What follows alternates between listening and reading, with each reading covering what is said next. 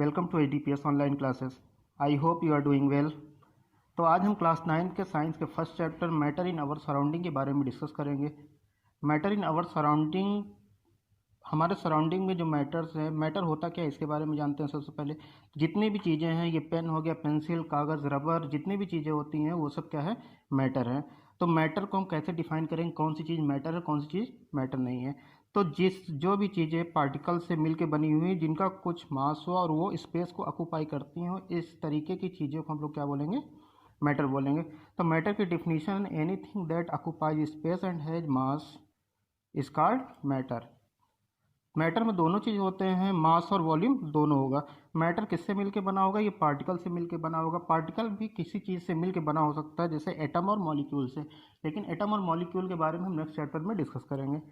Early Indian philosopher ने matter को बताया कि मैटर क्या होते हैं या लिविंग ऑर्गेनिज्म किससे मिलके बने होते हैं। उन्होंने बताया कि लिविंग ऑर्गेनिज्म पंच तत्व से मिलके बने होते हैं। पंच तत्व मतलब 5 बेसिक एलिमेंट, जिसमें कौन कौन सी चीज़ें थी, एयर हो गया, अर्थ हो गया, फायर हो गया, स्काई एंड वाटर।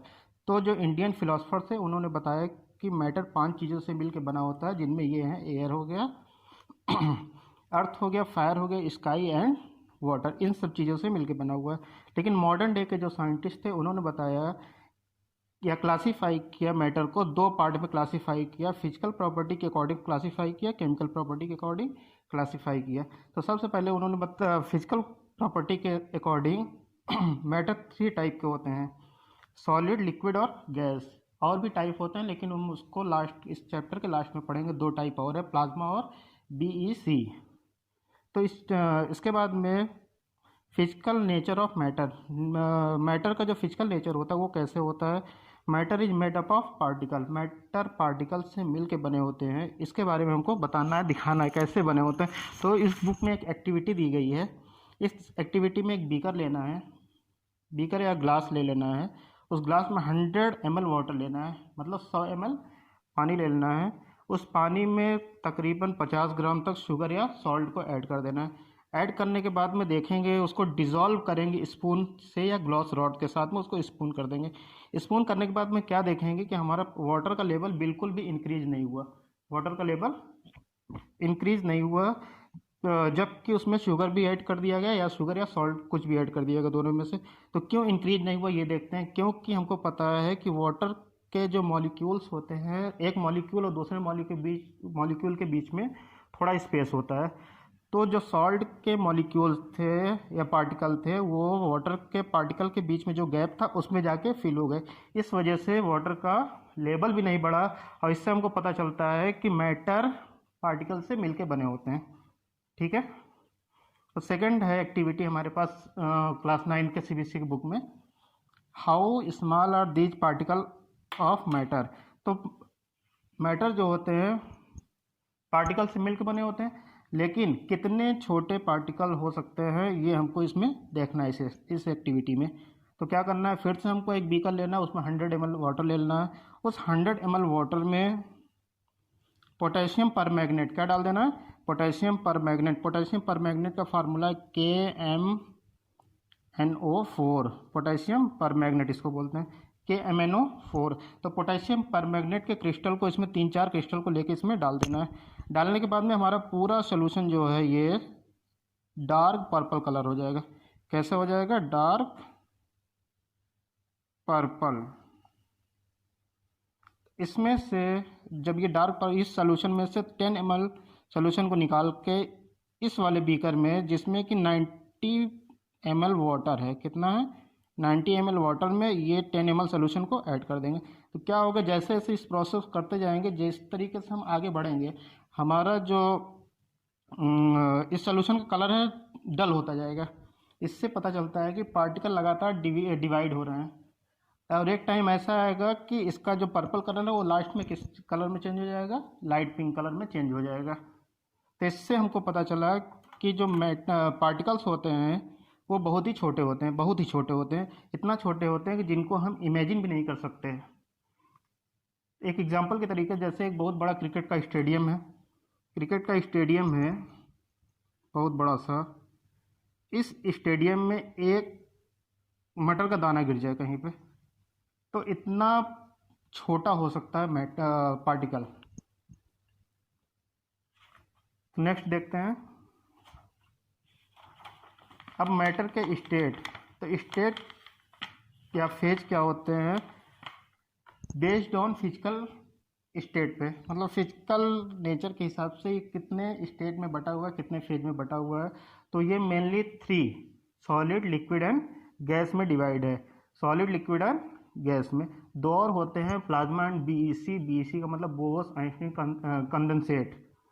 तो सबसे पहले हम सॉलिड देखते हैं। सॉलिड जो होगा उसका शेप जो होगा डिफिनिट होगा। डिफिनिट शेप का मतलब होता है जैसे ये पेन है, ये सॉलिड है, इसका शेप क्या है, चेंज नहीं किया जा सकता, एक नॉर्मल फोर्स पे, एक नॉर्मल टेम्परेचर पे नहीं किया जा सकता।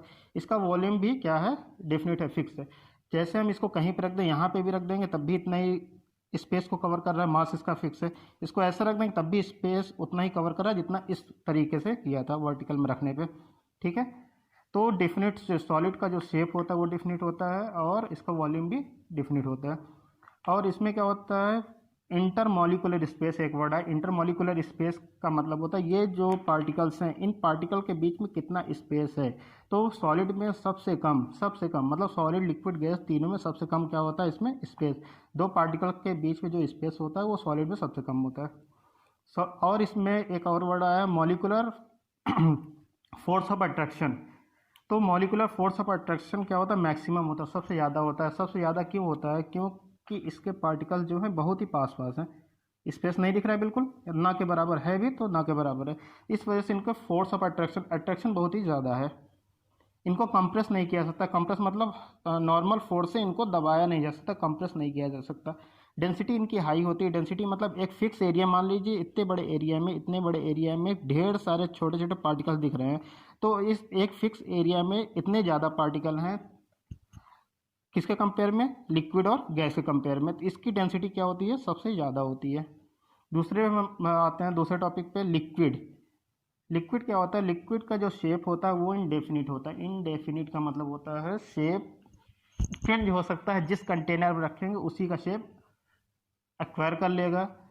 जैसे किसी बॉटल में रखते हैं, इस ग्लास में वाटर रखे तो इस शेप में आ जाएगा। अगर हम इसको इस तरीके से किसी बर्तन में रखते तो इस शेप में आ जाएगा। इस तरीके के शेप में रखेंगे, इस तरीके के वेसल में रखेंगे तो इस तरीके से में आ जाएगा वाटर। लेकिन इसका वॉल्यूम जो होता है फिक्स होता है या डेफिनिट होता है। वॉल्यूम का मतलब होता है जैसे इस ग्लास में 1 लीटर वाटर रखे हैं तो यहाँ भी जाएगा तो क्या रहेगा, इसमें 1 लीटर ही रहेगा। यहाँ भी जाएगा तब भी 1 लीटर रहेगा, लेकिन शेप क्या हो जाएगा, इसका चेंज हो जाएगा। जिस तरीके का बर्तन रहेगा, वेसल रहेगा, उसी शेप में वो आ जाएगा। इसके बाद में लिक्विड में आता है। लिक्विड में जो इसका इंटरमॉलिकुलर स्पेस होता है, ये पार्टिकल के बीच में जो स्पेस होता है वो सॉलिड के कंपेयर में थोड़ा ज़्यादा होता है। और मॉलिकुलर फोर्स ऑफ अट्रैक्शन भी क्या होता है, कम होता है। किससे कम होता है, सॉलिड से। मॉलिकुलर फोर्स ऑफ अट्रैक्शन कम होता है किससे, सॉलिड से। Can not be compress much, इसको कंप्रेस नहीं किया जा सकता ज़्यादा, थोड़ा बहुत किया जा सकता है, बहुत ज़्यादा नहीं किया जा सकता। क्यों नहीं किया जा सकता, क्योंकि इनके पार्टिकल के बीच में स्पेस तो है लेकिन बहुत ज़्यादा नहीं है, इसको कंप्रेस किया नहीं जा सकता। इनके पार्टिकल्स, सॉलिड के पार्टिकल्स मूव करते हैं, सिर्फ इसमें वाइब्रेशन होता है। इनके पार्टिकल्स भी मूव करते हैं रैंडम मोशन में। किस मोशन में, रैंडम मोशन में। तो यहाँ पे आते हैं फिर से डेंसिटी में। डेंसिटी भी इनकी क्या होती है, सॉलिड के कंपेयर में कम होती है। सॉलिड की डेंसिटी ज़्यादा होती है, सॉलिड कंपेयर में इनकी डेंसिटी क्या होती है, कम होती है।